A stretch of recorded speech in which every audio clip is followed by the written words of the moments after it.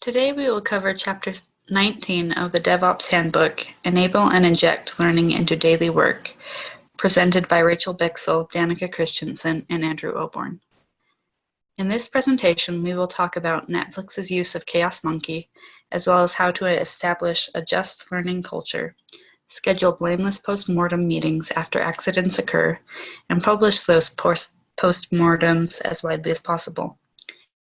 We will also discuss how to decrease incident tolerances to find ever weaker failure signals, redefine failure and encourage calculated risk-taking, inject production failures to enable resilience and learning, and institute game days to rehearse failures. When working in complex systems, it is important to create a dynamic system of learning where mistakes can be learned from and acted upon to create resilience and reliability. To do this, companies must become better at self-diagnostic and self-improvement, strengthening their ability to detect and solve problems while making those results available to the entire corporation. Netflix implemented these practices and showed great resilience on April 22, 2011, when the entire Amazon AWS US East availability zone went down. This resulted in the companies that relied on that service to also go down. However, Netflix was the exception. In 2009, Netflix began restructuring their architecture to something they called cloud native, which would run in the Amazon public cloud and be resilient to system failures. They implemented specific objectives, one of which focused on maintaining their services if an AWS availability zone were to go down. This was accomplished by creating a loosely coupled system where components could be subjected to aggressive timeouts that tested system stability against various failures. Through this process, each feature and component within the system could be designed to smoothly degrade in the event of a disaster. On top of this, they created a service called Chaos Monkey, which simulated AWS failures by killing production services in an unpredictable pattern. Chaos Monkey showed engineers many of the ways that production environments could fail, some of which were unknown or unexpected. This helped teach engineers how to handle continual failures within the cloud and implement automatic recoveries for higher resilience while within regular working hours. These practices turned Netflix into a learning organization where mistakes, accidents, and failures are looked at as learning opportunities. It is also important to establish a just culture of learning. A just culture means that responses to mistakes and accidents are seen as just, creating a safer environment where errors can be learned from. The opposite of a just culture is known as the bad apple theory, where accidents lead to the elimination of the people who caused the error. When mistakes lead to punishment and actions that are seen as unjust, safety, quality of work, and investigations are impeded because of fear, and a culture of secrecy, self-protection, and evasion is engendered. Rather than blaming human error, mistakes and accidents should instead be looked at as faults within the system's design. Both individual and organizational learning can occur when blaming and shaming are removed from the equation, and those who cause the issue can thoroughly explain their mistakes without fear.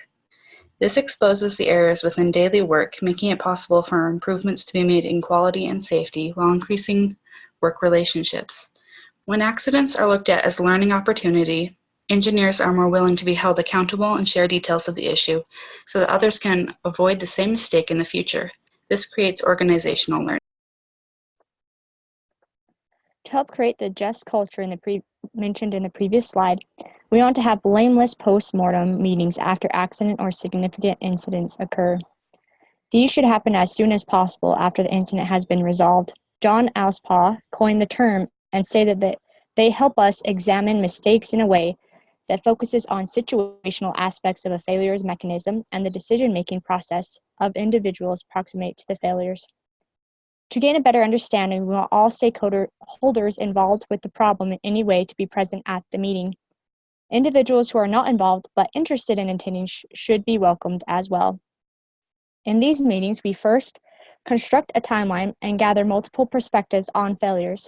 Second, empower employees to improve safety by giving detailed accounts on their contributions to a failure. We want to ensure that we create a culture that information can be shared without fear of punishment. Third, We encourage those who do make mistakes to become experts and teach others on how not to make those mistakes again.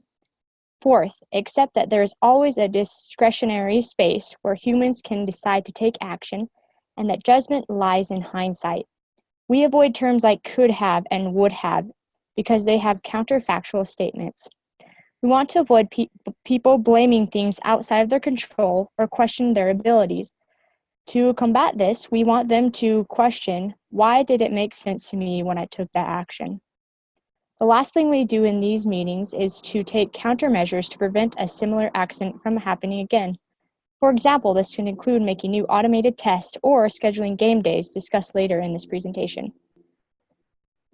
After we conduct these meetings, we want the meetings notes and associated artifacts available to the whole organization to learn from. This helps translate local learning and improvements into global learnings. Encouraging others in our organization to read postmortems also increases organizational learning. It also can become commonplace for online service companies to publish postmortem for customer impact outages. Doing this increases transparency with our internal and external customers, which increases trust. ETCHI strives to conduct as many blameless postmortem meetings as necessary, but eventually experienced problems because it was hard to search, save, and collaborate the huge wiki pages. To overcome this, they created a tool called Morgue. This helped to easily record aspects of each incident. They found after making it easier to access and record postmortem meetings, individuals were more willing to document details of meetings, which enabled more organizational learning. As organizations become better at seeing and solving problems, it becomes necessary to decrease the threshold of what constitutes as a problem so that the organization can keep learning. This has been mentioned in the past chapters with Alcoa and how they started being notified when near misses occurred. In complex systems, it becomes critical to amplify weak signals to avoid catastrophes. In 2003, the Columbia Space Shuttle exploded on re-entry. This was due to a piece of insulating foam that had broken off during takeoff. Some engineers reported the incident, but no one listened. Managers assumed it was nothing new and just a maintenance problem. This happened because of NASA's standardized culture. Organizations either have a standardized model, like NASA did, where routine and systems govern everything, or an experimental model, where every exercise and every piece of new information is evaluated. This model resembles a research and design laboratory. Creating a culture of learning and experimentation is what matters, because vigilance alone will not prevent weak failures and turning into disasters later on. We often look at failure as a bad thing. Failure can slow us down and even make us stop our progress if we let it. Failure also has the ability to allow us to grow and learn. The failure growth mindset is actually very healthy for individuals and companies.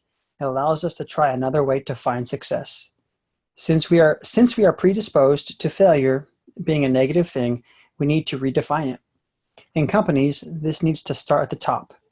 When companies want to make a shift in culture, one of the best ways of approach is a top-down approach. This means that the example is set from the very top, the CEO and the executive leadership team. When employees see their leaders championing a shift in culture, it gives them something to follow. When the DevOps team define failure this way, they become more productive. They know that failing is not the worst thing that could happen, and they know that it is not the end. The more DevOps team fails, the better it performs. The mistakes that cause failure allow the DevOps team to work out bugs and create an overall better product. Often, the mistakes provide greater benefits than the problems that they initially created. When we take failure into this new light, we see that failure is a good thing. It shouldn't be punished, it should be encouraged. Encouraging failure and learning from it is a great way for a company to become more resilient. Another way companies can become more resilient is to put their disaster recovery plans to the test. This will allow companies to find any holes or points of failure in their plan, and it will allow them to be fixed.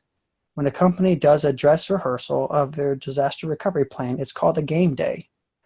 When a company wants to run a game day, they will literally cause or inject a problem or an outage to the system. The appropriate teams will then respond to the problem and work to resolve it. Game days should be run frequently because they test the plan and they allow for failure in a more graceful fashion. This graceful failure allows the company to learn and resolve any issues with the plan. Resilience requires that we first define our failure modes and then perform testing to make sure that failure modes operate as intended. In 2014, Amazon found out that nearly 10% of their AWS or Amazon Web Services systems required a security patch. After the patch was applied, the newly patched system would have to be rebooted. This meant that over 200 machines would need to be taken offline. Since Amazon had a good plan in place, and they had practiced often with the Chaos Monkey exercises spoken of earlier, the reaction by the employees was excitement instead of fear. During the weekend of the patch, Amazon's plan was executed so beautifully that their client experienced zero downtime.